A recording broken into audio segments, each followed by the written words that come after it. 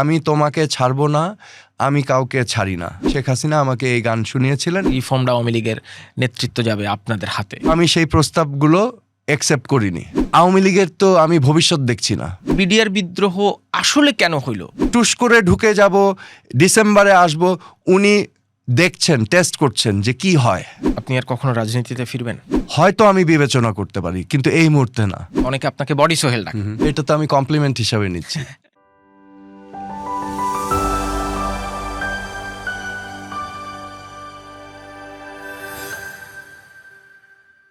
দেশ হিসেবে বাংলাদেশের ইতিহাস বর্ণাঢ্য। এই ইতিহাসের সাথে জড়িয়ে আছে অনেকগুলো নাম।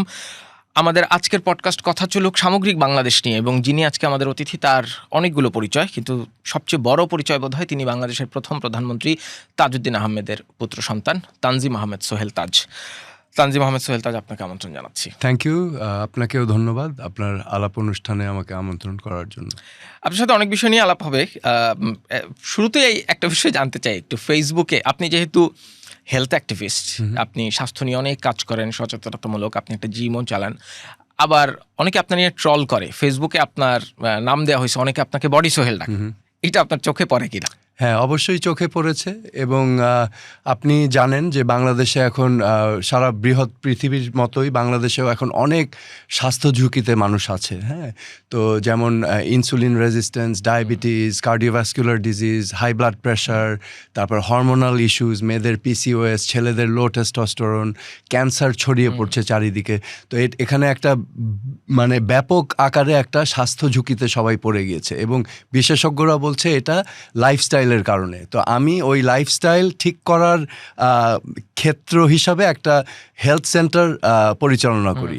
তো আমার বিশ্বাস হচ্ছে আমরা যদি ভিতর থেকে সুস্থ থাকি তাহলে বাইরের স্বাস্থ্যগত প্রমাণটাও বাইরে দেখা যায়। হ্যাঁ, so healthy internal system reflects with a healthy body.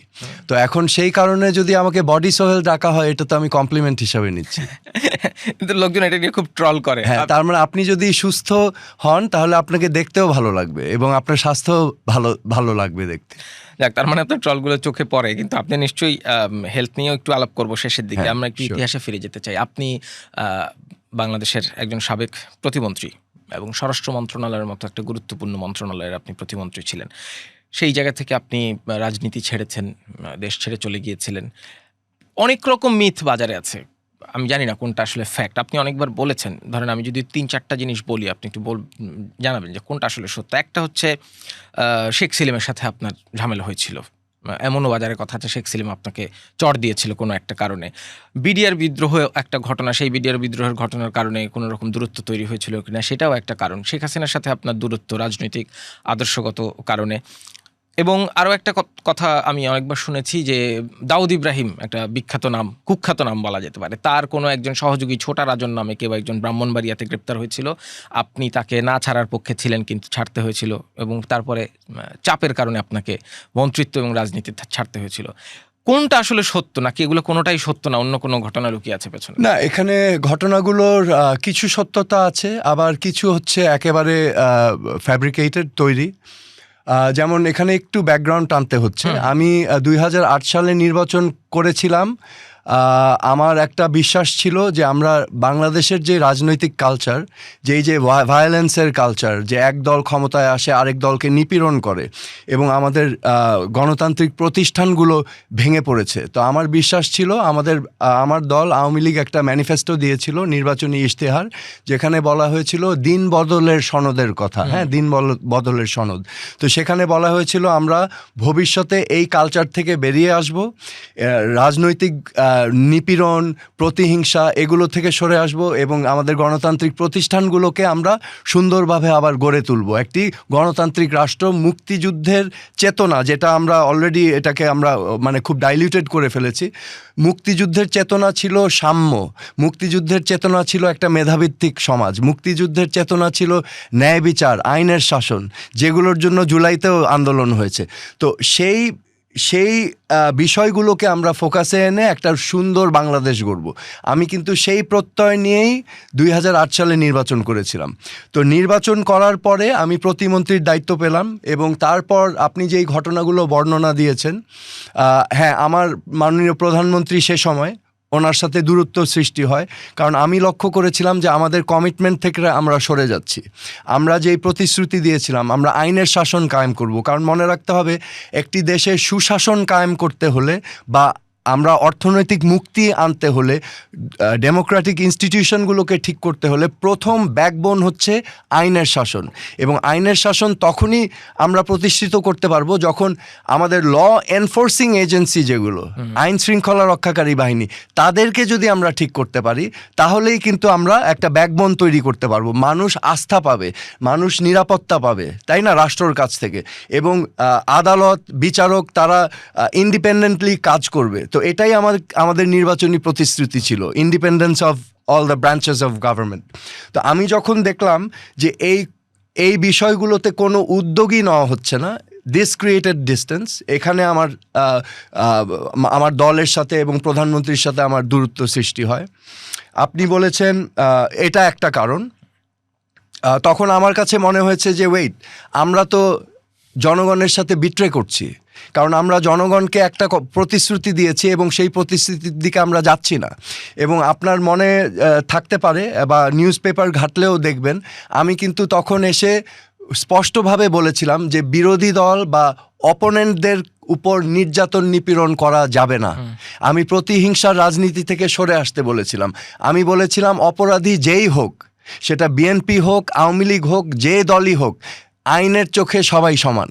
ঠিক আছে? সো জাস্ট বিকজ আপনি অপোজিশন, আপনার উপরে নিপীড়ন করা, এটা আমরা টলারেট করব না। তো আমি কিন্তু ওই দিকেই নিয়ে যাওয়ার চেষ্টা করছিলাম, কিন্তু আমি বাধাগ্রস্ত হয়েছিলাম। ঠিক আছে, ওই কাজ আমাকে করতে দেওয়া হয়নি। তো এটা হচ্ছে এক। এবং আমি ফিল করেছি দেশের সাথে বিট্রে করা হয়েছে, দলের সাথে বিট্রে করা হয়েছে, বিকজ আমরা একটা প্রতিশ্রুতি দিয়ে সেটা রক্ষা করিনি। আপনি এখানে আরেকটা বলেছেন শেখ সেলিমের কথা।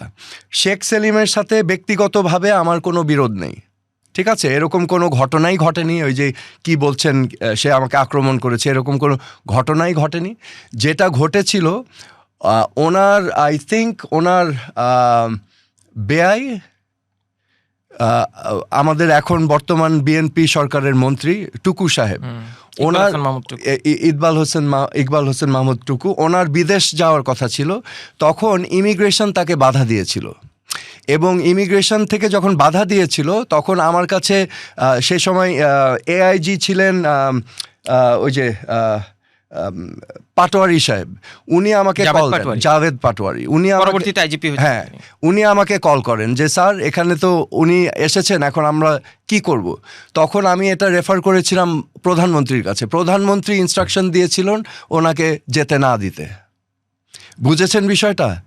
এখন এই নিয়ে হয়তো কথা হয়ে থাকতে পারে, আই ডোন্ট নো, কিন্তু আমি আমার দায়িত্ব পালন করেছি। যে ইনস্ট্রাকশন এসেছে আমি সেই ইনস্ট্রাকশন মোতাবেক তখন আমাদের পাটোয়ারি সাহেব ওটা ফলো করেছিলেন।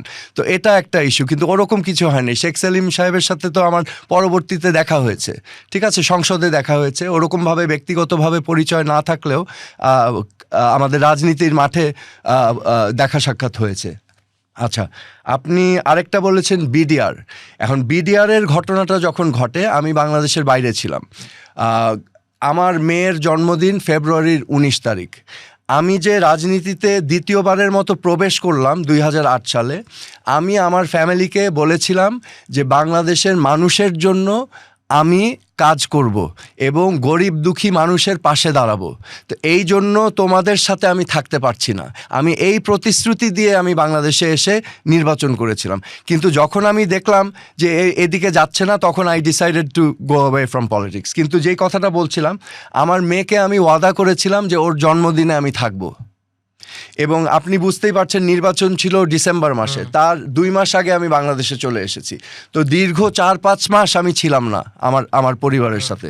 তো আমার মেয়ের কাছে যেই কথাটা দিয়েছিলাম আমি সেটা ভাঙতে চাইনি। তো আমি অলরেডি প্ল্যান করেছিলাম যে ফেব্রুয়ারি মাসের 18 তারিখে আমি ফ্লাই করব, এবং সেই মর্মে আমি গভর্নমেন্ট অর্ডার, যেটাকে জিও বলে, জিও নিয়ে রেখেছি, সব কিছু প্রস্তুত, আমি চলে যাব। আচ্ছা, আমি আমেরিকা থাকা অবস্থায় এই বিডিআরের এই জঘন্যতম হত্যাকাণ্ডটা ঘটে এবং 74 জন প্রাণ হারায়, শহীদ হয়, যার মধ্যে আই বিলিভ 57 জন বীর সেনা কর্মকর্তা ছিলেন। এবং উল্লেখ্য, এই সেনা কর্মকর্তারা কিন্তু আমাকে অনেক পছন্দ করতেন। আমি কিন্তু তাদের সাথে বিডিআরে গিয়ে দেখাও করেছিলাম, ঠিক আছে, জানুয়ারি মাসের শেষের দিকে। এবং তারা ডিজি সাহেব ছিলেন মেজর জেনারেল শাকিল, উনি আমাকে অনুরোধ করেছিলেন যে স্যার, সেনা কর্মকর্তারা আপনাকে অনেক পছন্দ করে, আপনি একটু আসলে ওরা খুশি হবে। আমি কিন্তু ওনাদের সাথে দেখাও করে এসেছিলাম এবং I like them as well, কারণ তাদের যেই ভূমিকা ছিল 1/11-এর সময় আমার কাছে সেটা ভালো লেগেছিল। তারা দুর্নীতির বিরুদ্ধে সোচ্চার ছিল। হ্যাঁ, তো এই অবস্থায় আমি যখন বিদেশে ছিলাম, বিডিআরের ঘটনা যখন ঘটছে, তখন আমার এক আত্মীয় আমাকে কিন্তু প্রায় সকাল বাংলাদেশ সময় 9টা 9:30, তখন আমেরিকার সময় মনে হয় রাত 10টা 10:30 হবে, সামথিং লাইক দ্যাট, আমাকে কল করে বলে যে বিডিআরে পিলখানায় গোলাগুলি হচ্ছে। তো আমি এই সংবাদটা পেয়ে আমি সাথে সাথে আইজি সাহেবকে ফোন করি। আমি জেনারেল শাকিলকে কল করেছিলাম, ফোনে পাচ্ছিলাম না। আমি আইজি সাহেবকে কল করলাম, নূর মোহাম্মদ, ওনাকে আমি জিজ্ঞেস করলাম কি হচ্ছে। তো উনি আমাকে বললেন যে এখানে গোলাগুলি হচ্ছে স্যার। তো আমি বললাম গোলাগুলি হচ্ছে, তো আপনারা কি পদক্ষেপ নিয়েছেন? বলে আমরা তো এখানে আছি। তো আমি বললাম না, আপনাদের যেটা করতে হবে, আপনাদের পুরা পেরিমিটারটা সারাউন্ড করতে হবে, সারাউন্ড করে যাতে কেউ ঢুকতে না পারে, বের না হতে পারে, ঠিক আছে, কর্ডন করে রাখতে, ফুল কর্ডন করে রাখতে হবে। দরকার হলে র্যাব, আনসার বাহিনী থেকে কল করেন, এবং যদি মোকাবেলা না করতে পারেন তাহলে প্রয়োজনে আর্মির সহায়তা নিতে হবে। তো উনি বললেন স্যার, আমার সাথে তো মাননীয় মন্ত্রী আছেন, দ্যাট মিনস উনি আমাকে বলতে চাচ্ছেন আমার সিনিয়র আছেন। সো এখানে স্বরাষ্ট্রমন্ত্রী সাহারা খাতুন, তো আমার ইনস্ট্রাকশন সে ফলো করতে পারছে না, ঠিক আছে। তখন আমি সাহারা খাতুনকে ফোন করলাম, আমি ওনাকে একই কথা বললাম। উনি বললেন যে মাননীয় প্রধানমন্ত্রী এটা ম্যানেজ করছেন। আমি প্রধানমন্ত্রীকে কল করলাম, উনি আমাকে সে সময় ক্লিয়ারলি, আমার এখনো মনে আছে, বিদেশে বসে এত কিছু এত বেশি বুঝো না, আমি দেখছি সব কিছু। তো আমি আমার পক্ষ থেকে বিদেশে থাকা অবস্থায় আমার দায়িত্ব যেটা মনে করেছি, যেটা করণীয়, সেটা আমি কিন্তু ইনস্ট্রাকশন দেওয়ার চেষ্টা করেছিলাম, এবং মাননীয় প্রধানমন্ত্রীকেও আমি সাজেশনটা দিয়েছিলাম যে কর্ডন করতে হবে এবং প্রয়োজনে আর্মিকে কল করতে হবে, ঠিক আছে। পরবর্তীতে আমি বাংলাদেশে আসার পর আমাদের মন্ত্রণালয়ে ফিরলেন কবে? আমি মার্চ মাসের 10 তারিখে। আচ্ছা, মানে 12-13 দিনের মধ্যে। এর মধ্যে আমি খুব অসুস্থ হয়ে যাই। আমেরিকায় তখন খুব ঠান্ডা পড়েছিল, ফেব্রুয়ারি মাসে আমার নিউমোনিয়ার মতো হয়ে গিয়েছিল। হ্যাঁ, তখন এই জন্য আমার বিলম্ব হয়েছে, কারণ আমার পক্ষে ট্রাভেল করা সম্ভব হয়নি। তো আমি 10 তারিখে যখন আসলাম, 11 তারিখেই ইনস্ট্রাকশন আসলো যে বিডিআর রিলেটেড সমস্ত তদন্ত কার্যকলাপ করবে আরেকটি কমিটি, এবং আমাদেরকে অফ করে দেওয়া হলো। ব্যাপারটা বুঝেছেন? তো একটা কোঅর্ডিনেটিং কমিটি করা হলো, যেটার প্রধান ছিলেন কর্নেল ফারুক খান, সে সময় আমাদের কমার্স মিনিস্টার।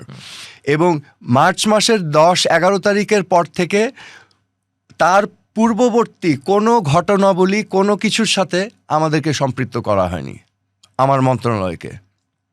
আমি তখন নিজেকে নিয়োজিত করলাম রোড সেফটি প্রজেক্ট নিয়ে। আমি চেষ্টা করলাম ফায়ার সার্ভিস ইমপ্রুভমেন্ট করা, কাউন্টার টেরোরিজম ইমপ্রুভমেন্ট করা, পুলিশ বাহিনীকে নতুন করে গঠন করা, কিন্তু কোনো কাজই আমি করতে পারছিলাম না। সব জায়গায় আমি বাধাগ্রস্ত হচ্ছিলাম। এবং এর মধ্যে ছিল বদলি ট্রান্সফার বাণিজ্য, একটা প্রবলেম। তখন আমি বাধ্য হলাম, আমার অফিসে আমি আইজি সাহেব সহ সকল ডিপার্টমেন্টের হেড ডিজিদেরকে আমি কল করে আমি স্পষ্টভাবে সে সময় বলেছিলাম, আমার এখনও মনে আছে, যে আজকে থেকে বদলি নিয়োগ বাণিজ্য স্টপ, এখানে কোনো রকমের বাণিজ্য চলবে না, সব কিছু হবে মেরিট বেসড, সব কিছু হবে যোগ্যতা ভিত্তিক। সো এবং আমি দুর্নীতির বিরুদ্ধে কঠোর পদক্ষেপ নিয়েছিলাম।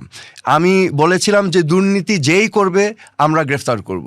তো আমি ডিসিশন নিয়েছিলাম, প্রত্যেকটা মন্ত্রণালয়ে পুলিশের ইউনিট থাকবে, যেখানে যদি কেউ কোনো মানুষ যদি মানে দুর্নীতির প্রস্তাব পায় বা এরকম কোনো ঘটনা ঘটে, সেখানে কমপ্লেন দিতে পারবে। এবং আমার উদ্দেশ্য ছিল, সে যদি মন্ত্রীও হয় তার বিরুদ্ধেও আমরা অ্যালিগেশনগুলো গ্রহণ করব, ঠিক আছে।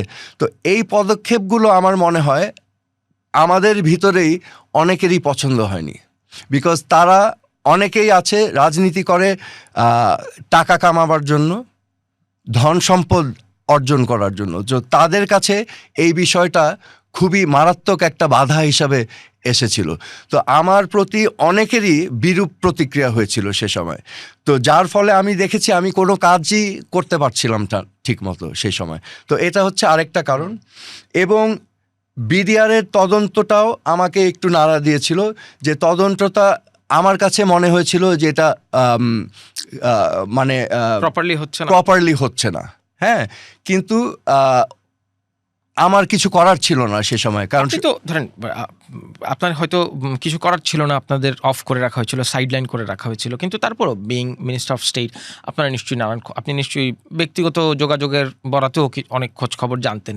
এই যে বিডিআর বিদ্রোহ আসলে কেন হইল এই 2026 সাল পর্যন্ত আমরা কি আসলেই জানি? মানে ইন্টারিম গভর্নমেন্টের সময় একটা ডিটেইল রিপোর্ট দেওয়া হয়েছে, এর আগের 15-16 বছর আমরা অনেক গল্প শুনেছি, আন্তর্জাতিক মিডিয়া নানান রকম খবর হয়েছে। আদৌ কি আমরা জানি এটা কি আদৌ শুধুমাত্র পুঞ্জীভূত ক্ষোভ? আদৌ কি এটা কোনো বহির্বিশ্বের চাপ কিংবা বহির্বিশ্বের ষড়যন্ত্র? মানে কেন? দেখেন, ফ্যাক্ট যেটা এখানে ওই ডাল ভাত কর্মসূচি নিয়ে একটা ক্ষোভ ছিল, এবং এই হত্যাকাণ্ডগুলো ঘটিয়েছে কিন্তু বিডিআরের সৈনিকরাই। দিস ইজ আ ফ্যাক্ট, এটা আনডিনায়েবল। এখন এটাকে কেউ ম্যানিপুলেট করেছে কিনা বা এটার থেকে সুবিধা নিয়েছে কিনা এটা তো আমি এটা তো আমি বলতে পারবো না, কারণ আমি তো এটার সাথে সম্পৃক্ত না। অনেকে বলে ধরেন বাইরে থেকেও এখানে বিদেশ থেকে এখন অনেকে তো অনেক কথা বলেছে। হ্যাঁ, রিপোর্টের মধ্যেও এখন রিপোর্ট তো পাবলিশ হয়নি, এবং এখানে কোনো এটা ট্রায়াল অলরেডি হয়ে গিয়েছে। তো এখন অনেকে তো অনেক কিছুই বলছে।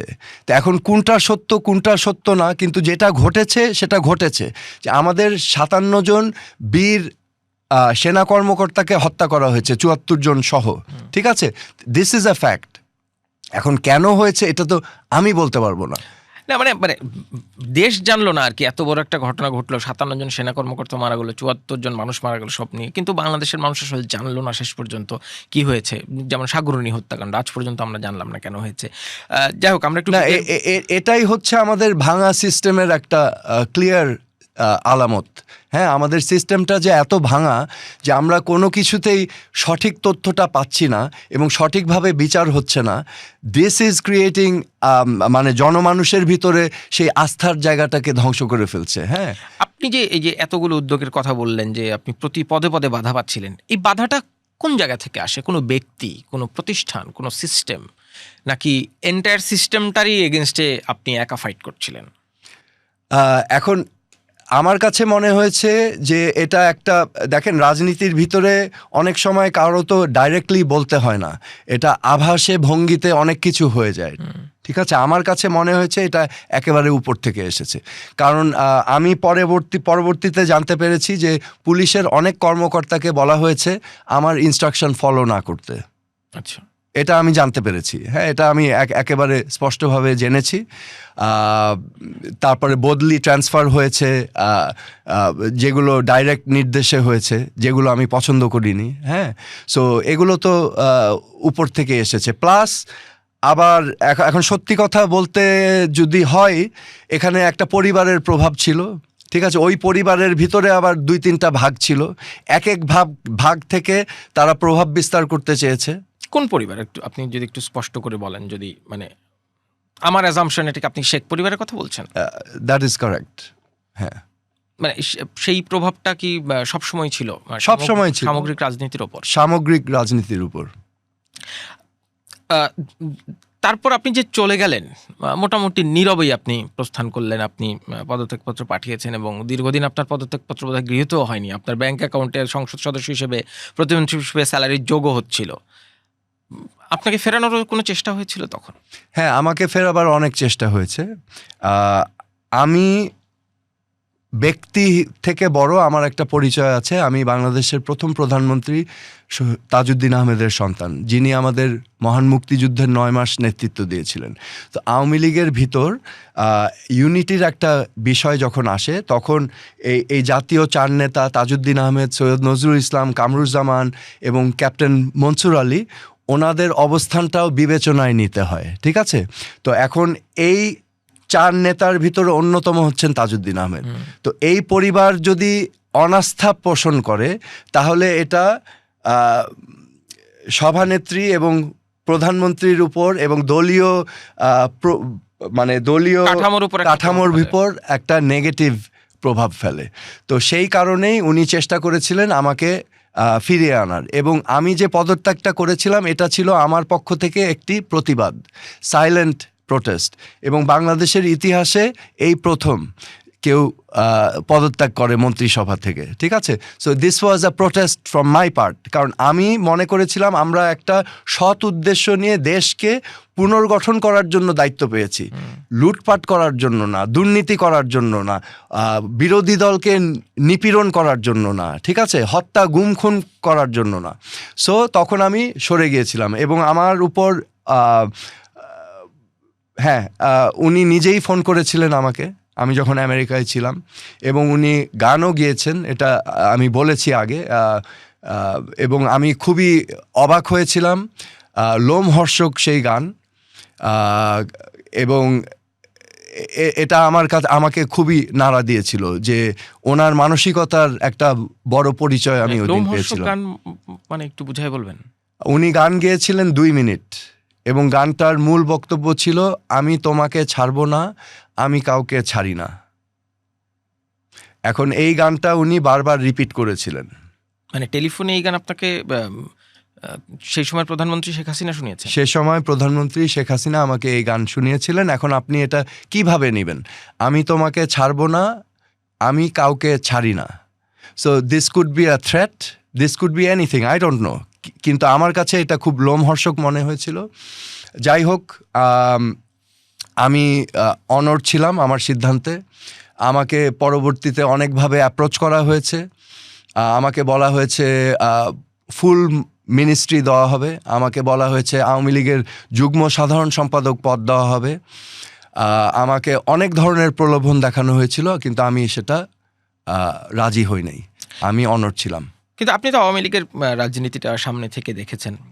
ধরেন ৭১-এ মহান মুক্তিযুদ্ধের সময় যে রাজনৈতিক দলটি নেতৃত্বস্থানীয় দায়িত্ব পালন করেছে, যেখানে আপনার বাবা অন্যতম দায়িত্ব পালন করেছিলেন মুক্তিযুদ্ধের সংগঠক হিসেবে, সেই দলটির এই যে আপনি বলছিলেন যে মুক্তিযুদ্ধের সময় মুক্তিযুদ্ধের চেতনা, যদিও এই মুক্তিযুদ্ধের চেতনা শব্দদ্বয় এখন নানানভাবে ডাইলুটেড হয়েছে, আপনি বললেন, সেই চেতনা কিংবা সেই আকাঙ্ক্ষাগুলো থেকেই জুলাই হয়েছে, জুলাই আন্দোলন হয়েছে। তার মানে এই ৫৪-৫৫ বছরেও মুক্তিযুদ্ধের আকাঙ্ক্ষা আমরা পূরণ করতে পারি নাই। ২০২৪ এসে সেই আকাঙ্ক্ষা পূরণের জন্যই আবার মানুষকে প্রাণ দিতে হয়েছিল। দেখেন, আমরা যখন বলি মুক্তিযুদ্ধের চেতনা, স্বাধীনতার চেতনা, বঙ্গবন্ধুর চেতনা, আমরা যদি ইতিহাস ঘাঁটি ৪৭ সাল পরবর্তী এই অঞ্চলের মানুষের একটাই আশা আকাঙ্ক্ষা ছিল, কি? স্বাধীনতা। কি আশা আকাঙ্ক্ষা? বা একটি নিরাপদ সমাজ ব্যবস্থা, যেখানে ন্যায় বিচার থাকবে, যেখানে বৈষম্য থাকবে না, তাই না? যেখানে আমরা স্বাস্থ্যসেবা পাবো, শিক্ষার অধিকার থাকবে, রাইট? এটাই ছিল মুক্তিযুদ্ধের চেতনা, এটা তো জনমানুষের চেতনা, ঠিক আছে? তো আমাদের মুক্তিযুদ্ধ, স্বাধীনতা সংগ্রাম, যে কোনো সংগ্রামে একটা সিম্বল লাগে, এবং এই চেতনার সিম্বল ছিলেন বঙ্গবন্ধু, ঠিক আছে? তো এটা তো জনগণের একটা আন্দোলন ছিল, জনগণের স্বাধীনতা সংগ্রাম, জনযুদ্ধ। তো ৭১-এর যেই চেতনা, ২৪-এর চেতনা তো এক হবেই, কারণ এটা তো ইউনিভার্সাল, মানুষের চাওয়া না। কিন্তু সেই চেতনাটা, মানে সেই চাওয়াটা এত বছর ধরে সাস্টেন করলো, তার মানে তো আমরা সেই আকাঙ্ক্ষা পূরণ করতে পারি নাই বলে। এর মধ্যে তো সরকার আসছে, সরকার গেছে, আওয়ামী লীগ সরকার দায়িত্ব পালন করেছে, বিএনপি দায়িত্ব পালন করেছে, সামরিক শাসন আমরা দেখেছি। এত বছরেও আমরা যে পারলাম না, এই জাতি হিসেবে, রাষ্ট্র হিসেবে আমাদের গলতটা কোথায়? গলতটা আমাদের শুরু থেকেই হয়েছে। আমাদের স্বাধীনতা অর্জন করার পর, বাংলাদেশ হওয়ার পর থেকেই গলতটা শুরু হয়েছে। সেটা ৭২ সালের পর ৭৪ সালে যখন বাকশাল গঠন করা হলো, সেটাও একটা বিশাল, মানে আজকের এই পরিস্থিতির জন্য সেটাও আমরা চিহ্নিত করতে পারি একটি কারণ হিসাবে। একদলীয় শাসন ব্যবস্থা, আপনার সংবাদ মাধ্যমের উপর নিষেধাজ্ঞা, ব্যক্তি স্বাধীনতার উপর নিষেধাজ্ঞা, ঠিক আছে? ওখান থেকে শুরু হলো, তারপরে মিলিটারি শাসন আসলো, তারপরে আমাদের রাজনৈতিক কালচারটা আমরা গড়ে তুলতে পারিনি, কারণ ৭১-এর পর বাংলাদেশ স্বাধীন হওয়ার পর আমাদের যেটা করা উচিত ছিল, আমাদের একটা কালচারাল রেভলিউশন করার প্রয়োজন ছিল। কালচারাল রেভলিউশন মিনস আমাদের নতুন প্রজন্মকে আমাদের মুক্তিযুদ্ধের স্পিরিটে, হ্যাঁ, দায়িত্বশীল একজন নাগরিক হিসাবে গড়ে তোলা প্রয়োজন ছিল। সেটা করতে আমরা ব্যর্থ হয়েছিলাম। এটা আরেকটা মূল কারণ। ঠিক আছে, আমরা নতুন জেনারেশনকে তৈরি করতে পারিনি। পরবর্তীতে যখন একটা সোশিও ইকোনমিক শিফট ঘটলো এই ৮০-৯০-এর দশকে, যখন আমাদের লেবার ফোর্স বিদেশে গেল, গার্মেন্টস ইন্ডাস্ট্রি হলো, তখনও কিন্তু আরেকটা সুযোগ ছিল আমাদের জনগোষ্ঠীকে একটা কালচারাল আপলিফমেন্টের মাধ্যমে মানসিকতার পরিবর্তন। কিন্তু ওইটা করতে হলে কি লাগে জানেন? The practice of democracy. কিন্তু সেই ডেমোক্রেটিক প্র্যাকটিসগুলো আমরা করতে পারিনি, কারণ আমাদের ভিতরে বিভাজনগুলো এমনভাবে পোলারাইজ করেছে যে আমরা মার কাটের রাজনীতিকে বেছে নিয়েছি। এই ৭১ থেকে ২০০৮ এরপরের নির্বাচন, তারপরে আওয়ামী লীগের টানা 3বার পূর্ণমেয়াদে, 1বার তো 6 মাস, আওয়ামী লীগের যে পতনটা হলো, এই পতনের গ্রাফটা কিভাবে দেখেন আপনি? স্টেপ বাই স্টেপ হয়েছে। ১৯৭৬ সালে আমার মা সৈয়দা জোহরা তাজউদ্দিন বাংলাদেশের ইতিহাসে প্রথম একটি বৃহৎ রাজনৈতিক দলের আহ্বায়িকার দায়িত্ব পালন করেন নারী হিসাবে। এবং তিনি আওয়ামী লীগ নামে সংগঠনটা, যেটা অস্তিত্ব ছিল না, কারণ বাকশাল করার মাধ্যমে আওয়ামী লীগ বিলীন হয়ে গিয়েছিল, আওয়ামী লীগ সংগঠনকে আবার দাঁড়া করান। টেকনাফ থেকে তেঁতুলিয়া আমি নিজে চোখে দেখেছি, উনি সফর করেছেন এবং এই সংগঠনটাকে দাঁড় করালেন। এবং পরবর্তীতে শেখ হাসিনা তখন ফেরত আসলেন 17ই মে 1981 সাল। তো তখন থেকেই রাজনীতির একটা পরিবর্তন ঘটলো আওয়ামী লীগের ভিতর। এখানে কয়েকটা গ্রুপ সৃষ্টি হলো। ওখানে রাজ্জাক সাহেবের একটা গ্রুপ ছিল, মালেক উকিল সাহেবদের একটা গ্রুপ ছিল, ঠিক আছে। এবং যারা ডেডিকেটেড দলের জন্য আজীবন কাজ করেছেন, আমার মা সহ, তারা সবাই আস্তে আস্তে সাইডলাইন হওয়া শুরু করলেন, ঠিক আছে। এবং আমি যেভাবে দেখছি, এবং শেখ হাসিনা তখন এসে তার ক্ষমতাকে প্রতিষ্ঠিত করার জার্নি শুরু করলেন। কিন্তু ওই সময় অনেক রেজিস্ট্যান্স ছিল, যেমন তোফায়েল সাহেব ছিলেন, রাজ্জাক সাহেব ছিলেন, আমির হোসেন আমু, শেখ সেলিম, তারপর আমাদের মোহাম্মদ নাসিম সাহেব, তারপর সুরঞ্জিত সেনগুপ্ত। তো এখানে কিছু বিজ্ঞ পলিটিশিয়ান যারা দীর্ঘদিন ধরে আওয়ামী লীগ রাজনীতি করেছেন, তারা একদিকে চলে গেলেন এবং শেখ হাসিনার আরেকটা বলয় সৃষ্টি হলো, ঠিক আছে। তো এই টানাপোড়েনের মধ্যে দিয়েই আওয়ামী লীগ চলেছে ৮০-এর দশক, ৯০-এর দশক। এবং ৯০-এর দশকে যখন ৯৬ সালে শেখ হাসিনা এবং আওয়ামী লীগ বিজয়ী হলেন, তখন তার বলয়টা আরেকটু ভিত্তি পেল, ঠিক আছে। এবং সাইডলাইন করার রাজনীতি শুরু হলো আওয়ামী লীগের ভিতর।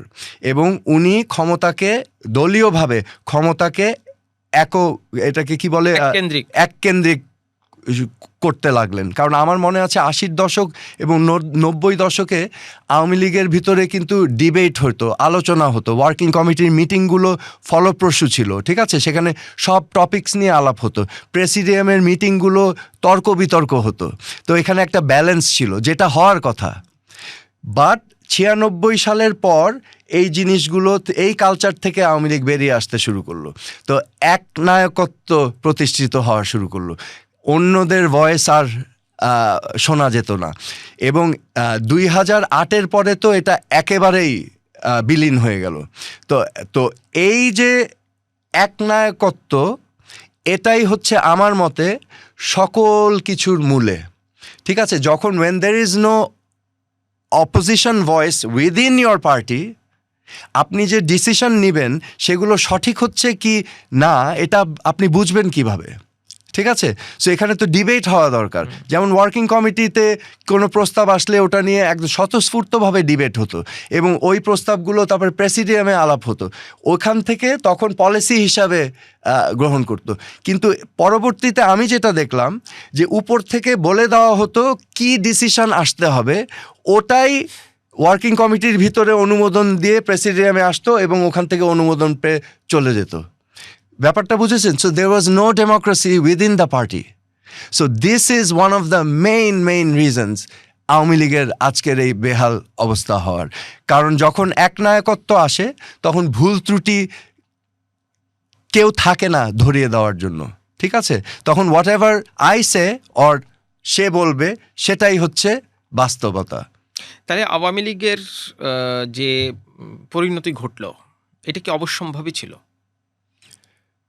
যেই পথে গিয়েছে এটা অবিসম্ভবী ছিল, বিকজ এখানে আমি খুব আশ্চর্য হয়েছি যে আমাদের দলীয় ফোরামে প্ল্যাটফর্মে একজন মানুষও কোনোদিন প্রতিবাদ করেনি, কিন্তু বাইরে কিন্তু আড়ালে বলেছে না না এটা তো ঠিক হচ্ছে না।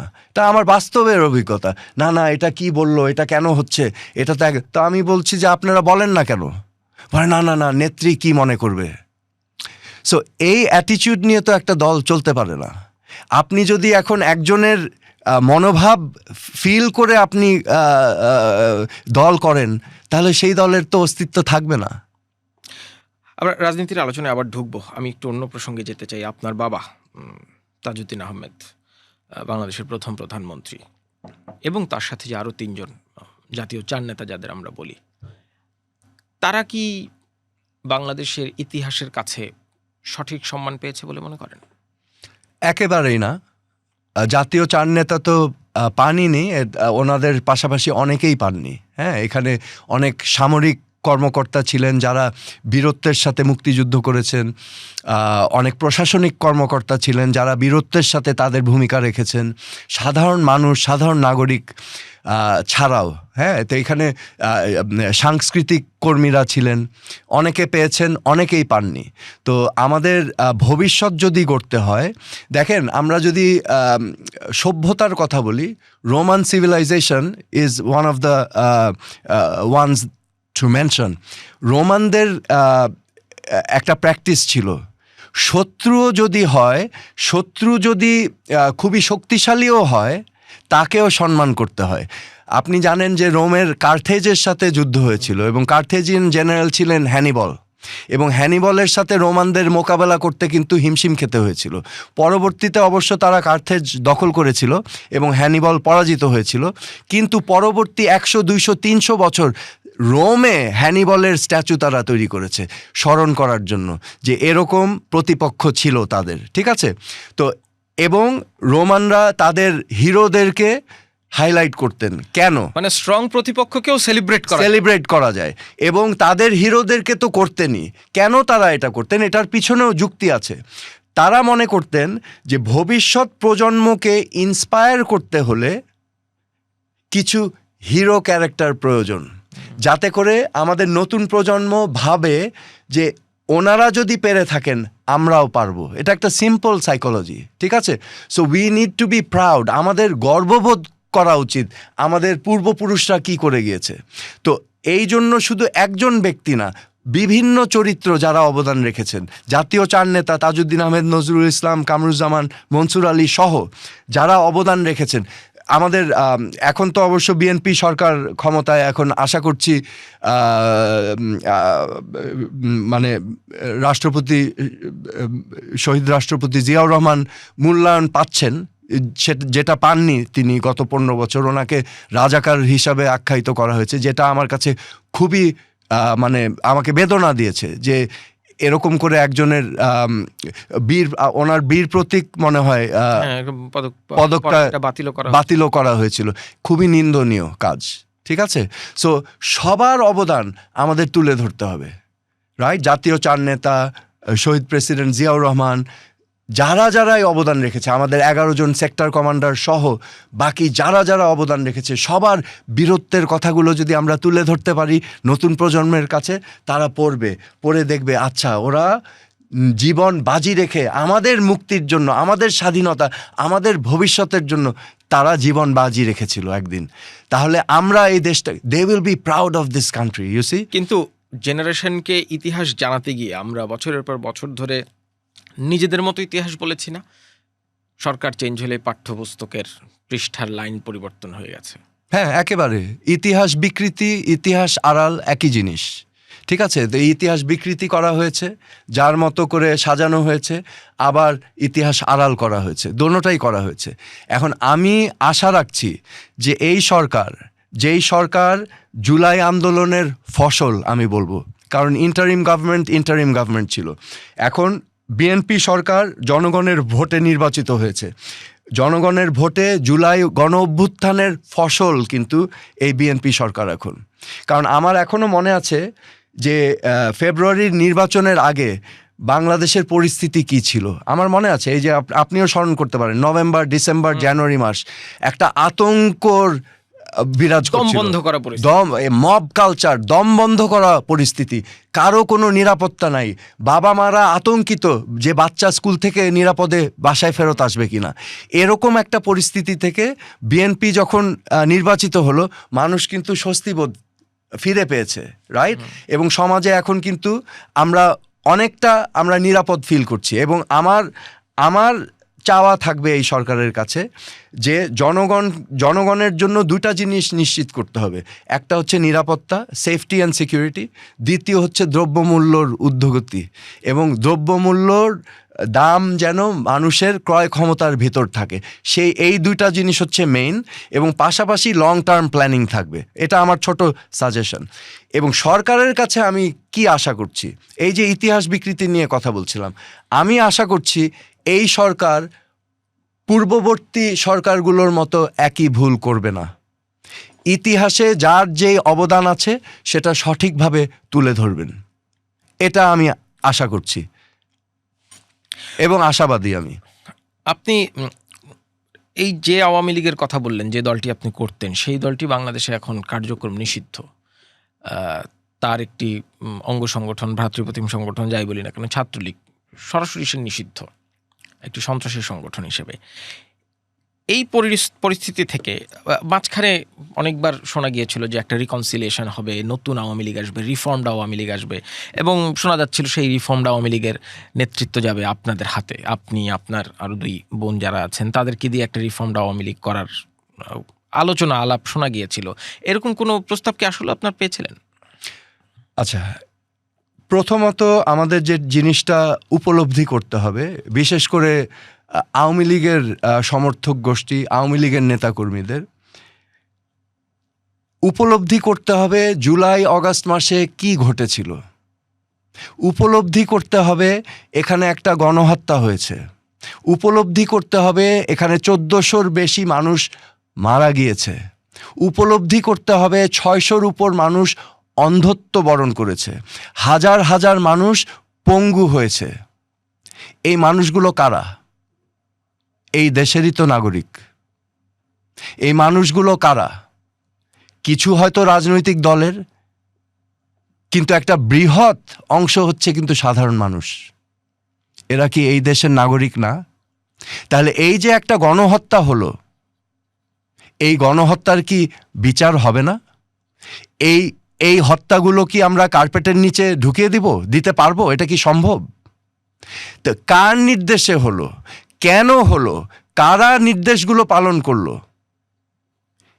এগুলো নিশ্চিত করতে হবে, বিচার করতে হবে। এবং এই উপলব্ধিটা যতক্ষণ পর্যন্ত আওয়ামী লীগ এবং আওয়ামী লীগ পরিবারের ঘরোয়ানা সকলের মাথায় এটা যতক্ষণ না ঢুকবে, যারা এই ঘটনাটা ঘটালো তাদেরকে এই দল থেকে বিচ্ছিন্ন না করে যদি সামনে এগোতে চায়, আওয়ামী লীগের তো আমি ভবিষ্যৎ দেখছি না।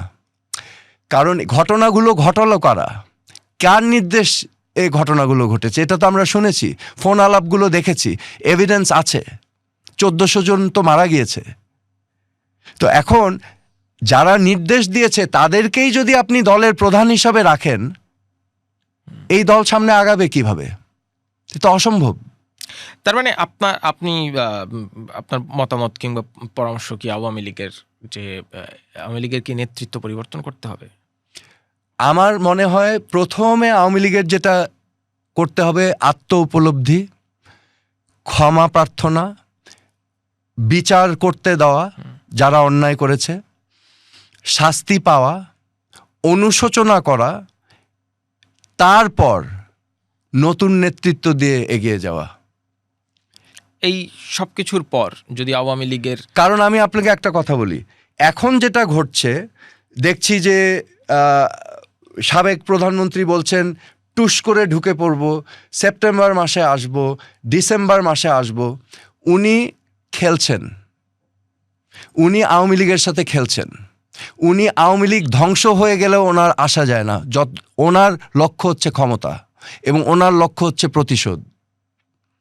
এই যে গণহত্যাগুলো হলো, এই যে হত্যা, গুম, খুন, নির্যাতন হলো গত 15 বছর বিরোধী দলের উপর, হয়েছে না? গুম হয়েছে না? এটার প্রমাণ আছে না? লক্ষ লক্ষ হাজার কোটি টাকা পাচার হয়েছে না? এটার প্রমাণ আছে না? এই যে ব্যাপক দুর্নীতি, এই যে গণহত্যা, এই যে বিরোধী দলের নির্যাতন, নিপীড়ন, গুম, খুন, এগুলো হয়নি? তো এগুলো করে এখন এই দলকে আবার উস্কিয়ে দেওয়া, এটা তো এই দলের ধ্বংস ডেকে আনা। ওনার বিন্দুমাত্র কোনো আক্ষেপ নেই তো দল ধ্বংস হয়ে গেলে। ওনার একমাত্র গোল হচ্ছে এখানে ক্ষমতা এবং প্রতিশোধ। কিন্তু যারা ধরেন জুলাইয়ের পর চলে গেছেন সেই সংখ্যাটা তো অনেক কম। আওয়ামী লীগের তো একটা বড় সমর্থক গোষ্ঠী আছে যারা এখন আবার বিএনপি, জামাত যেমন 15 বছর। আচ্ছা শোনেন, আমি বলি আওয়ামী লীগের ভিতরে একটু আমি জিনিসটা বোঝাবার চেষ্টা করি, কারণ আমি আওয়ামী লীগ পরিবারের সন্তান, আওয়ামী লীগের রাজনীতি আমি ভালোভাবেই বুঝি। এখানে আওয়ামী লীগের ভিতরে একটা গোষ্ঠী আছে যারা ব্লাইন্ড। শেখ হাসিনা বা শেখ পরিবার যা কিছুই করুক না কেন তারা লাইসেন্স দিয়ে রেখেছে, তাদেরকে আপনি বোঝাতে পারবেন না। দে আর ব্লাইন্ড। আরেকটা গোষ্ঠী আছে, বৃহৎ গোষ্ঠী, যারা বিবেকবান, যারা বঙ্গবন্ধু, মুক্তিযুদ্ধ, স্বাধীনতায় বিশ্বাসী। ঠিক আছে? এখন এই বৃহৎ গোষ্ঠীটা জিম্মি হয়ে আছে এই সুবিধাভোগী গোষ্ঠীর কাছে, এবং তারা যেই ফিডিংটা দিচ্ছে এই বৃহৎ গোষ্ঠীকে, যে জুলাই অগস্টের আন্দোলনটা ছিল জামাতের একটি চাল এবং বিদেশি শক্তির একটি চাল। সো এভাবে করে মিসগাইড করার উদ্দেশ্য হচ্ছে তারা সার্বিকভাবে যে এটা একটা গণ অভ্যুত্থান, সেটাকে তারা ঢাকা দেওয়ার চেষ্টা করছে। এই যে আপনি যখন গণ অভ্যুত্থানটা হয়েছে, আপনারা তো দেখেছেন এখানে কি শুধু জামাত ছিল? শুধু কি স্বাধীনতা বিরোধী শক্তি ছিল? No, it was participated by all. আমি নিজে জানি আওয়ামী লীগ পরিবারের অনেকে নেমেছে রাস্তায়, নেমেছে না? ওকে, স্বতঃস্ফূর্তভাবে গণমানুষ নেমে গিয়েছিল। এবং এখন জামাত তো চেষ্টা করবেই সুবিধা নেওয়ার, কেন করবে না? তারাও সুবিধা নেওয়ার চেষ্টা করেছে এবং তারা যেহেতু অর্গানাইজ ছিল তারা সুবিধা নিয়েছে এই আমাদের প্রফেসর ইউনূসের সরকার আমলে। বাট সুবিধা নেওয়া মানেই যে এই অন্যায়গুলো হয়নি। 15 বছরের নির্যাতন, নিপীড়ন, গুম, খুন, 1400 মানুষকে নিহত করা, 600 মানুষকে অন্ধ করা, হাজার হাজারকে পঙ্গু করা, এটার মানে তো যে এটা তা না যে এটা ঘটনাগুলো ঘটেনি, তাই না? সো এই বৃহৎ জনগোষ্ঠীকে আমাদের বোঝাতে হবে যে লুক, আপনারা মিসগাইডেড হচ্ছেন। কিন্তু আমি আশ্চর্য হলাম, এখন পর্যন্ত এরকম উদ্যোগ কেউ নেয়নি আওয়ামী লীগের ভিতর থেকে। তারা লয়্যালটি প্রমাণ করতে চাচ্ছেন এবং শেখ হাসিনা যেটা চেষ্টা করছেন, এই টুস করে ঢুকে যাব, ডিসেম্বরে আসব, উনি দেখছেন, টেস্ট করছেন যে কি হয়, এবং টেস্ট করে দেখবেন যে আওয়ামী লীগ নামে কিনা। নামলে নির্যাতিত, নিপীড়িত হবে কিন্তু সাধারণ নেতাকর্মী, উনি কিন্তু আসবেন না। কারণ ওনার এবং ওনার পরিবার এবং ওনার এই যে সুবিধাবাদী গোষ্ঠী কিন্তু লক্ষ লক্ষ কোটি টাকার পাহাড়ের উপর বসে আছে বিদেশে, আরাম করেই আছে তারা, তাদের কিন্তু কিছুই যায় আসছে না। কিন্তু বিপদে পড়বে দলীয় নেতাকর্মীরা এবং ধ্বংস হবে আওয়ামী লীগ। কারণ আমি আপনাকে এখন বলছি, এই বিষয়গুলো যদি বিশ্লেষণ করা হয়, এই যেই হত্যাকাণ্ডগুলো ঘটেছে, যদি আওয়ামী লীগ আত্মউপলব্ধি, আত্মসমালোচনা, তাদের নেতাকর্মীদের বিচারের দাবি এবং ক্ষমা প্রার্থনা না করে, আগামী 10 থেকে 20 বছরে তো আমি আওয়ামী লীগের কোনো রাজনীতি দেখছি না বাংলাদেশে। কিন্তু এই কাজগুলো করার জন্য, এবং এটা হবে ভয়াবহ ক্ষতিকর বাংলাদেশের জন্য। কেননা আমি মনে করি বিএনপি সরকার মুক্তিযুদ্ধের পক্ষের শক্তি এবং অপোজিশনেও থাকতে হবে মুক্তিযুদ্ধ স্বাধীনতার পক্ষের শক্তি। আমি স্বাধীনতার পক্ষ বিপক্ষ নিয়ে একটা আলাদা প্রশ্ন আছে, সেটা একটু পরে করব। যেটা জানতে চাচ্ছিলাম, এই যে প্রক্রিয়াগুলোর কথা আপনি বললেন, মানে আমি শুরুতেই যেটা জানতে চেয়েছিলাম যে আওয়ামী লীগকে রিফর্ম করা, রিফাইন করা, যাই বলি না কেন, এইগুলো করার দায়িত্ব যদি তাজউদ্দিন পরিবার হিসেবে আপনাদের কাছে আসে কখনো, মানে এসেছিল কিনা, এটা প্রথম প্রশ্ন, যে কোনো মহল থেকে। দ্বিতীয়ত, যদি আসে সেই দায়িত্ব আপনারা নেবেন কিনা?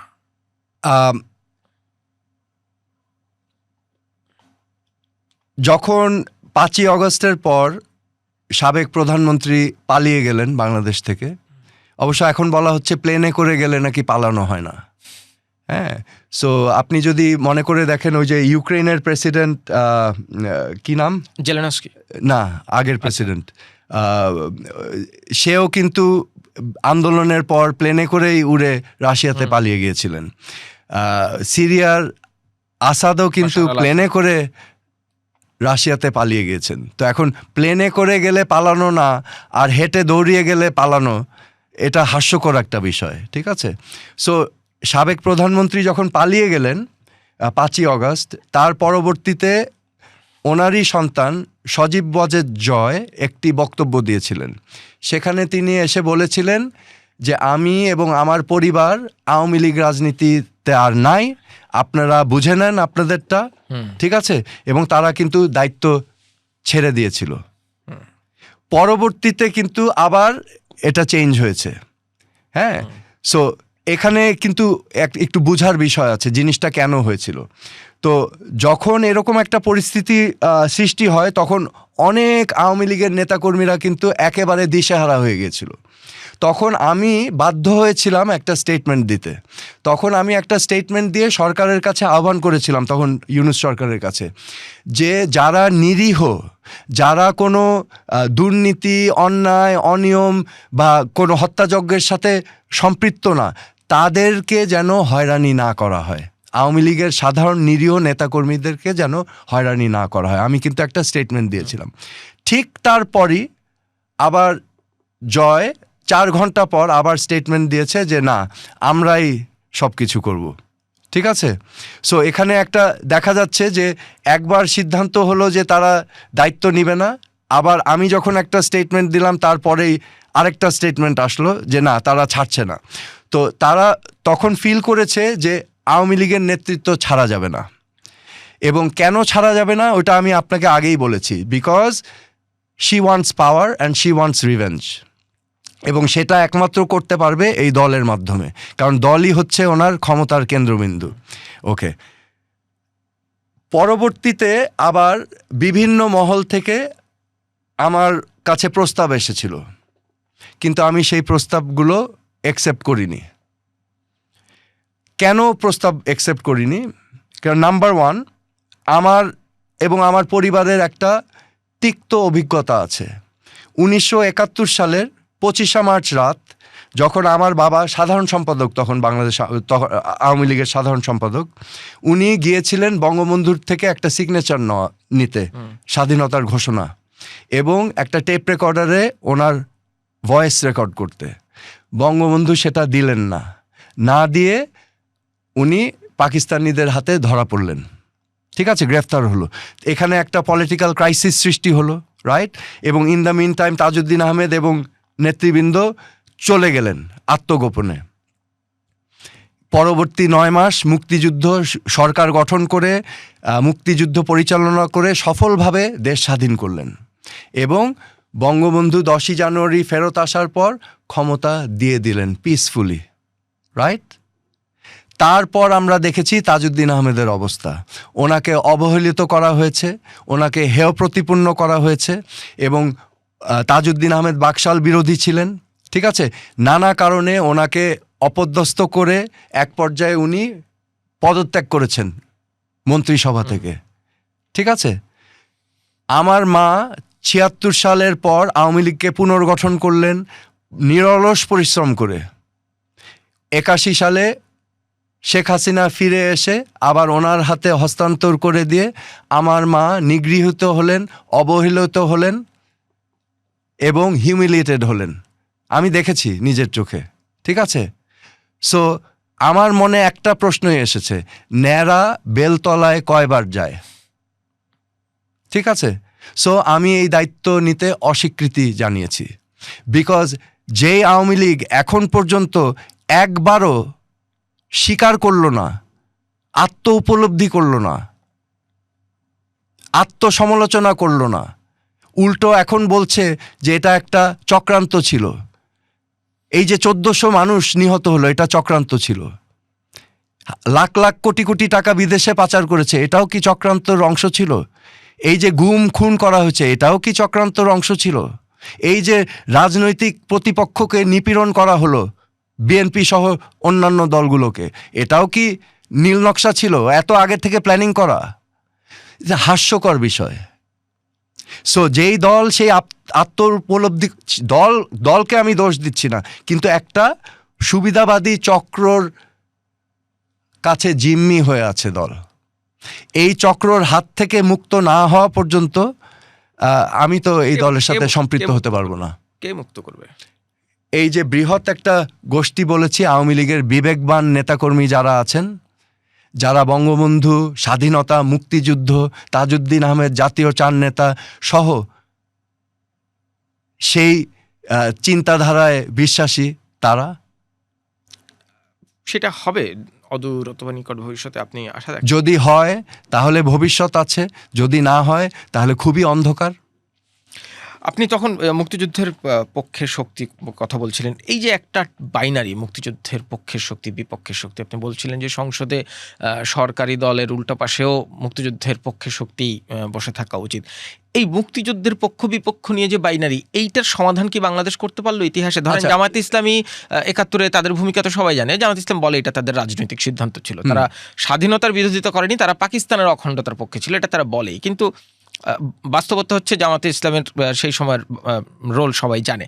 কিন্তু মুক্তিযুদ্ধের পক্ষ বিপক্ষের শক্তির যে বাইনারি, এই সমাধান কি ইতিহাস করতে পারল? আচ্ছা, আমি ব্যক্তিগতভাবে আমি খুবই প্র্যাগম্যাটিক একজন মানুষ নিজেকে মনে করি।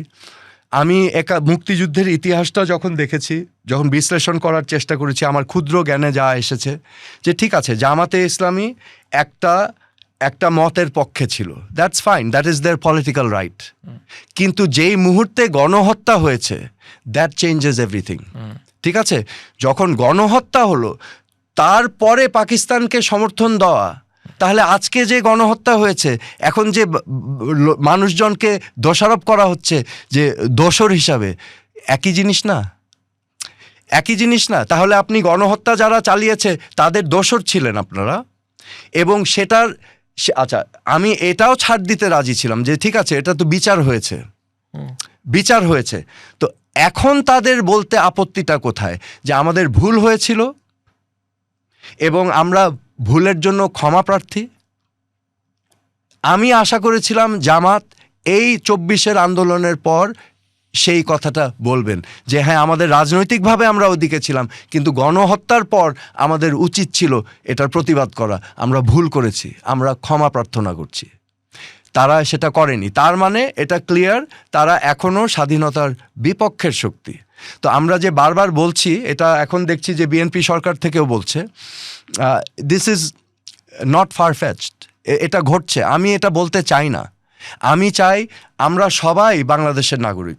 আমি বলতে চাই জামাত, বিএনপি, আওয়ামী লীগ, সকল দল সমর্থন যারাই করে সবাই তো আমরা বাংলাদেশের নাগরিক। তো এখন আমাদের উচিত হবে একটা সুন্দর বাংলাদেশ গড়া সম্মিলিতভাবে। তো ইতিহাসে যদি আমাদের কোনো ভুল ত্রুটি থাকে, সেটাকে আমরা যদি স্বীকার করে নিয়ে আত্মসমালোচনা করে আত্ম উপলব্ধি করে আমরা সামনের পথে এগিয়ে যেতে পারি, এটাই হচ্ছে দেশপ্রেম। তো আমার মানে এক্সপেকটেশন ফ্রম এভরিওয়ান যে এটা হবে। তো আমি খুব আশ্চর্য হচ্ছি জামাত কেন এটা এখনো করছেন না বা কেন করতে পারছেন না। এখন দেখেন, এখানে একটা আমি আবার বলছি, রিয়ালিটি চেঞ্জেস। আমাদের নেইবার হচ্ছে ইন্ডিয়া, একটা বৃহৎ শক্তি। একটা বৃহৎ শক্তির পাশে একটা ক্ষুদ্র দেশ বেঁচে থাকা কিন্তু খুব কঠিন, প্রভাব পড়বেই।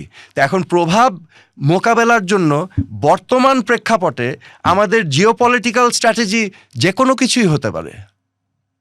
বুঝাতে পারছি আমি জিনিসটা?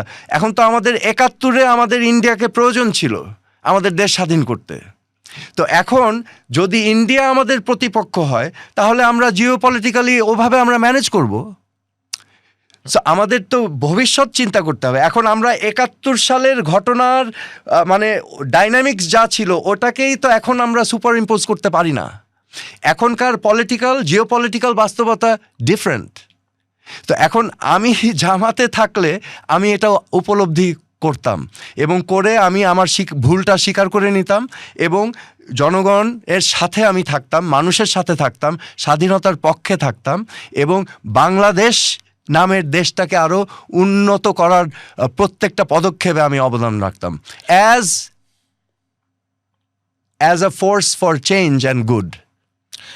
আপনি অন্তর্বর্তীকালীন সরকারের সময় ডক্টর ইউনূসের সাথে, প্রধান উপদেষ্টার সাথে একদিন দেখা করেছিলেন।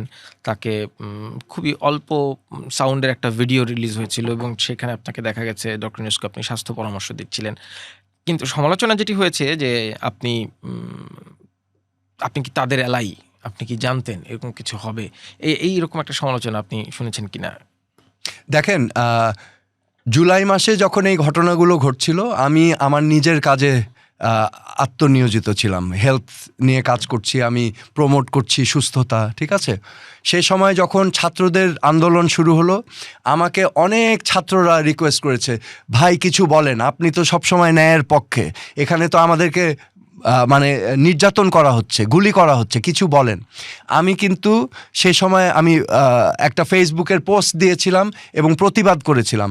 আওয়ামী লীগ পরিবার হয়েও আমি কিন্তু একটা বড় প্রতিবাদ লিখেছিলাম এবং হত্যাকাণ্ড এবং ছাত্রদের উপর নির্যাতনের প্রতিবাদ এবং নিন্দা জানিয়েছিলাম সে সময়। ওকে, আচ্ছা, আমি কেন করেছি? আমার বিবেকের কারণে।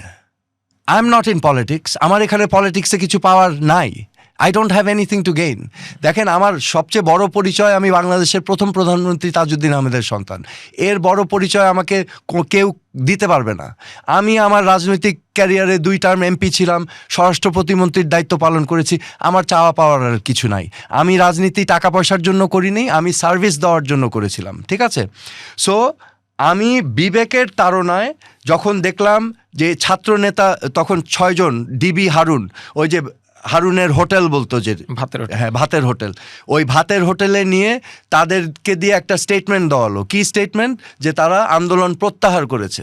তখন আমি কিন্তু এই যে আজকে 28 তারিখ, আমি 29শে জুলাই আমি ডিবি অফিসে যাই। ডিবি অফিসে গিয়ে আমি একটা গুরুত্বপূর্ণ জিনিস আমি উদ্ঘাটন করি। সেটা হচ্ছে, আমি হারুন সাহেবকে জিজ্ঞেস করেছিলাম, আপনারা কি তাদেরকে সেফ কাস্টডিতে নিয়েছেন না অ্যারেস্ট করেছেন? সে বলেছে সেফ কাস্টডি। তখন আমি বললাম, সেফ কাস্টডি হলে আমাকে দেখা করতে দেন। তখন বলছে, সে আমাকে দেখা করতে দিল না এবং আমি জিজ্ঞেস করলাম, আপনারা কি সেফ কাস্টডি তাদের সাথে পরামর্শ করে নিয়েছেন? বলে না, আমাকে উপর থেকে বলা হয়েছে। তা আমি বললাম, then that means it's an arrest.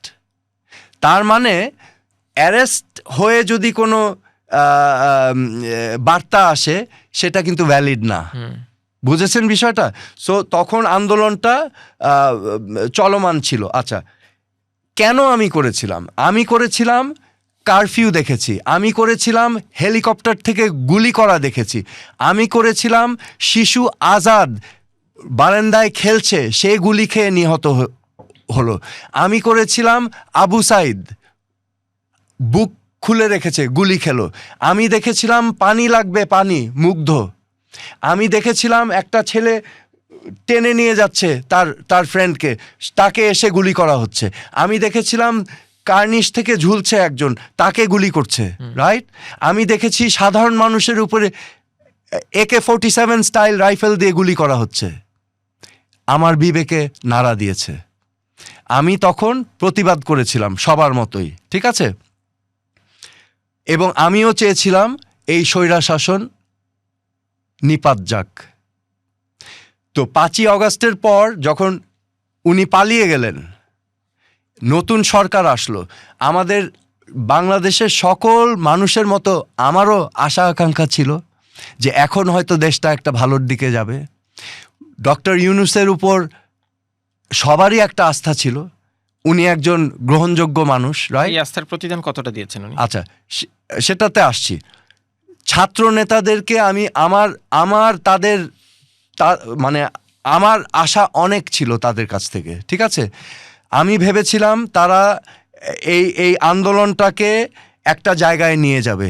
এই আন্দোলনটা যে কারণে হয়েছিল, সাম্য যে কারণে হয়েছিল, মেরিট বেস সোসাইটি যে কারণে হয়েছিল, ন্যায় বিচার, এগুলোর পক্ষের শক্তি হিসাবে তারা একটা ওয়াচডগ হিসাবে থাকবে এবং তারা গাইড করবে ভবিষ্যৎ রাজনীতি। কিন্তু আমি খুবই মানে ডিসহার্টেন্ড হই, তারাই আবার সরকারে গেল।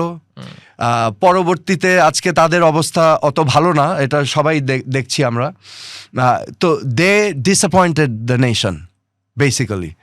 এবং প্রফেসর ইউনূস উনি হয়তো ভালো উদ্দেশ্যেই এসেছিলেন, কিন্তু যে কোনোভাবেই হোক উনি একটা মহল বা চক্রের কন্ট্রোলে চলে যান আমার মতে। এবং উনি যেই কাজগুলো করতে চেয়েছিলেন আমার মনে হয় উনি করতে পারেননি।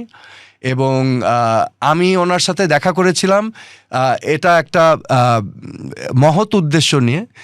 আমার বাবা তাজউদ্দিন আহমেদের 100তম জন্মবার্ষিকী ছিল, তো ওই অনুষ্ঠানের as a head of government ওনাকে দাওয়াতটা দেওয়া, এই জন্য দেখা করতে গিয়েছিলাম, কোনো পলিটিক্যাল রিজনে যাইনি। আপনি কি বললেন ডক্টর ইউনূস যা করতে চেয়েছিলেন পারেননি, কারো খপ্পরে পড়ে গিয়েছিল, মানে তার মতো একটা বিজ্ঞ জ্ঞানী মানুষ কারো খপ্পরে কেন পড়বে? মানে তিনি তো ওই সময় একটা গণঅভ্যুত্থানের ম্যান্ডেট নিয়ে সরকার চালাচ্ছিলেন, সকল পলিটিক্যাল ফোর্স তাকে সমর্থন করছিল, তিনি তো চাইলে তার মতো করে করতে পারতেন। অনেকে তো বলেন যে তিনি যা যা হয়েছে তিনি আসলে তাই করেছেন। আসলে দেখেন, গণ অভ্যুত্থানটা হয়েছে with the participation of 80% of the people. আমি আপনাকে সিম্পল ব্যাখ্যা দিয়ে দিই। যে কোনো নির্বাচনী অঙ্কে দেখবেন 35-40% আওয়ামী লীগ পায়, 35-40% বিএনপি পায়, আর 80 ভাগ 10% 5% জামাত এবং ইসলামী দলগুলো, আর বাকি 10-15% হচ্ছে ইন্ডিপেন্ডেন্টরা হচ্ছে যদি কেউ খুব খারাপ করে তারা তার বিপক্ষে চলে যায়, ঠিক আছে? সো নির্বাচনী রেজাল্ট এরকমই হয়। আওয়ামী লীগের যে অবস্থাটা হয়েছিল 5ই অগস্টের আগে, আওয়ামী লীগের যে কোর 40% ছিল ওইটা কিন্তু অনেকখানি ভেঙে গিয়েছিল নানা কারণে। এবং আমার মতে 20-25% ছিল আওয়ামী লীগের সমর্থক 5ই অগস্টের সময়। বাকি 85 ভাগ মানুষ কিন্তু অ্যান্টি আওয়ামী লীগ হয়ে গেছিল। ওকে, আচ্ছা, তাহলে অ্যান্টি আওয়ামী লীগ মনোভাব 85 ভাগ মানুষের।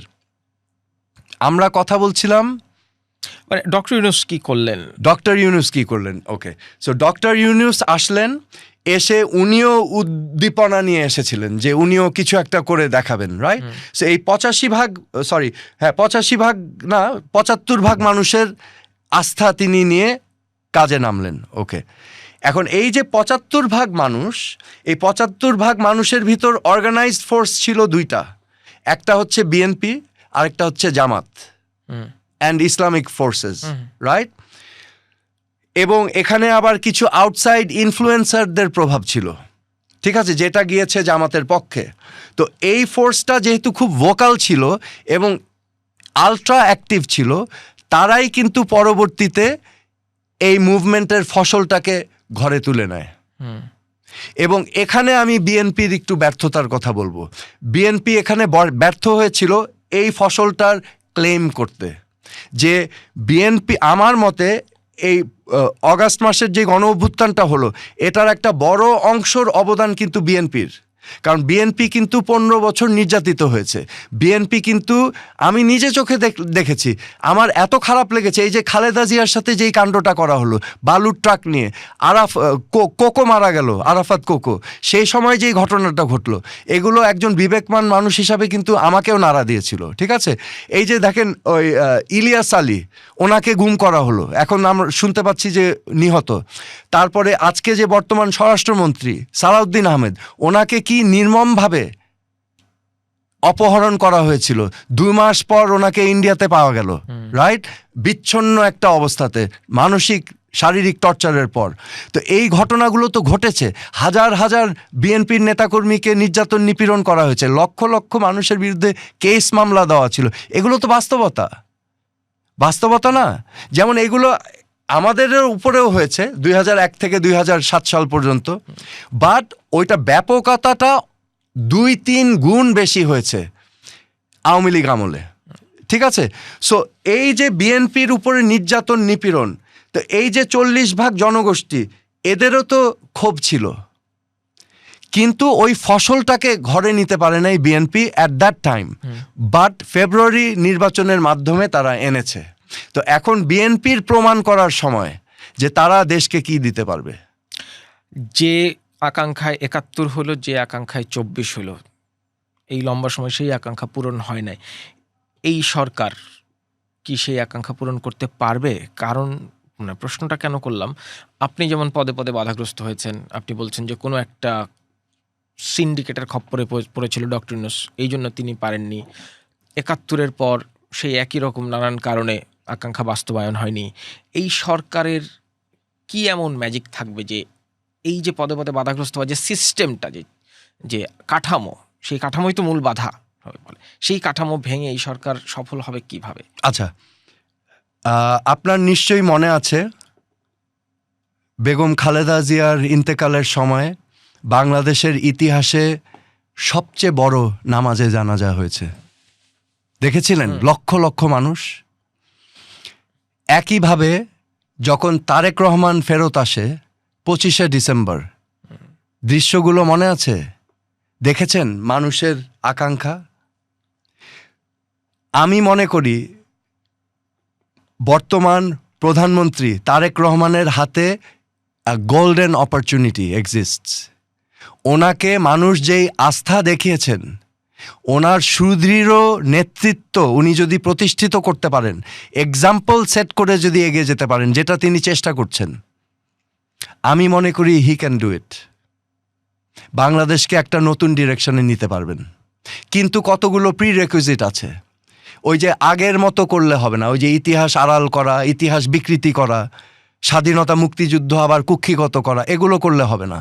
আমাদের ইতিহাসটাকে ইতিহাসের জায়গায় রাখতে হবে এবং সেখান থেকে আমাদের শক্তি নিতে হবে। মুক্তিযুদ্ধ হচ্ছে আমাদের নিউক্লিয়াস। প্রত্যেকটা জাতির জন্য একটা কি লাগে? কেন্দ্রবিন্দু, নিউক্লিয়াস লাগে, যেখান থেকে শক্তি আসে। আমাদের শক্তি হচ্ছে আমাদের মুক্তিযুদ্ধ। যেই মুক্তিযুদ্ধে ওনার পিতা কিন্তু একজন বীর সেক্টর কমান্ডার ছিলেন, রাইট? সো সেখান থেকে আমাদের শক্তি নিয়ে ভবিষ্যতের পথ, ভবিষ্যতের স্বপ্ন জাগাতে হবে মানুষের ভিতর।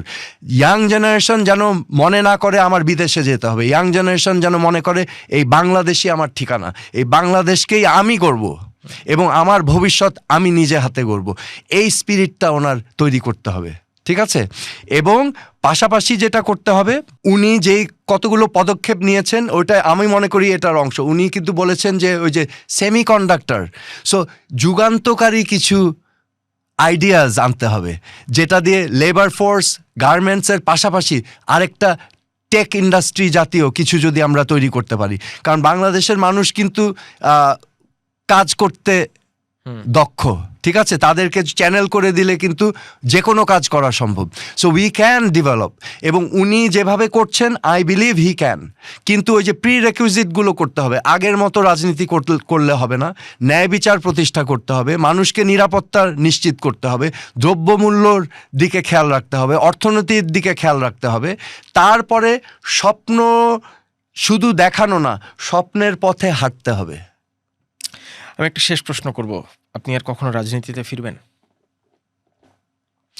আমি সিদ্ধান্ত নিয়েছিলাম আমি আর রাজনীতি করব না, কারণ আমি রাজনীতির যেই দিকগুলো দেখেছি ভিতর থেকে, আমার কাছে এটা ভালো লাগেনি। হ্যাঁ, পলিটিক্যাল কালচার আমার ভালো লাগেনি বাংলাদেশের, এবং আমি চেয়েছিলাম এই কালচার থেকে আমরা বেরিয়ে আসব, এবং সেই একটা মানে স্পিরিট থেকে আমি কিন্তু রাজনীতিতে এসেছিলাম। বাট আমি মানে ডিসঅ্যাপয়েন্টেড হয়েছি। আমার এক্সপেকটেশন এর ধারে কাছেও আমি পাইনি। হ্যাঁ, এবং আমি মনে করি আমি পাইনি মানে বাংলাদেশ পাইনি, জনগণ পাইনি। সো সেই জন্য আমি সিদ্ধান্ত নিয়েছিলাম যে আমি আর রাজনীতি করব না। আমি আমার অবস্থান থেকে আমি যতটুকু অবদান রাখতে পারি। কারণ আমি মনে করি একজন নাগরিক একটা দেশের জন্য যে কোনো নাগরিক অবদান রাখতে পারে তার অবস্থান থেকে। সে যেই কাজটা করবে সেটা যদি নিখুঁতভাবে করে, সঠিকভাবে করে, ন্যায়ভাবে করে, সৎভাবে করে, সেটাও দেশের প্রতি একটা অবদান। তো আমি মনে করেছিলাম যে আমি হেলথ সেক্টর নিয়ে কাজ করছি, আমি এখন যে অসুখ বিসুখ চারিদিকে ছড়িয়ে যাচ্ছে, ওষুধ মুক্তভাবে আমরা কিভাবে সুস্থ থাকতে পারি এটার একটা সচেতনতা সৃষ্টি করা, তো সেটা নিয়ে আমি কাজ করছি। আমি মনে করছি this is a good way to help people. ঠিক আছে, এখন ভবিষ্যতে যদি ওরকম কোনো পরিস্থিতি তৈরি হয় যে রাজনীতি করে আমি অবদান রাখতে পারবো দেশের জন্য, মানুষের জন্য, হয়তো আমি বিবেচনা করতে পারি, কিন্তু এই মুহূর্তে না। সেটি সময় নিশ্চয়ই বলবে। আমরা অনেক বিষয় নিয়ে আলোচনা করলাম। জনাব তানজিম আহমেদ সোহেল তাজ, আপনাকে অসংখ্য ধন্যবাদ আলাপকে সময় দেওয়ার জন্য। আপনাকেও ধন্যবাদ এবং আপনার শ্রোতা দর্শক সবাইকে ধন্যবাদ। বাংলাদেশ নিয়ে কথা বলছিলাম বাংলাদেশের প্রথম প্রধানমন্ত্রী তাজউদ্দিন আহমেদের পুত্র তানজিম আহমেদ সোহেল তাজের সাথে তার রাজনীতি নিয়ে ভাবনা এবং বাংলাদেশ নিয়ে নানান ভাবনার কথা বললেন, বেশ খোলামেলা আলোচনা করেছেন। আপনাদের সবাইকে ধন্যবাদ এই পডকাস্ট কথা চলুক দেখার জন্য।